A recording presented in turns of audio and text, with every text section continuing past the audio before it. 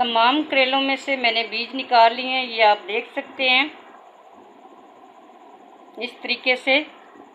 तो करेले मैंने पहले से धो लिए थे ताकि इनके जो ऊपर मिट्टी वगैरह होती है वो उतर जाए। तो नेक्स्ट स्टेप अब मैं इसके अंदर लगाने लगी हूँ थोड़ा सा नमक।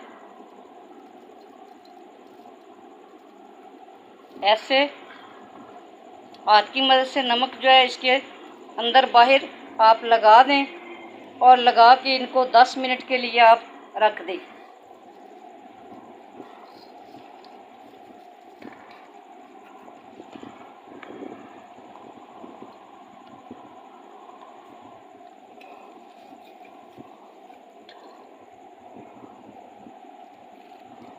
इस तरीके से सारे करेलों को नमक लगा के आप 10 मिनट के लिए इनको ऐसे ही छोड़ दें और इतनी देर आप दूसरी सब्ज़ी जो है उसकी तैयारी कर लें। जैसे ही 10 मिनट गुजरेंगे तो इनको हम दोबारा से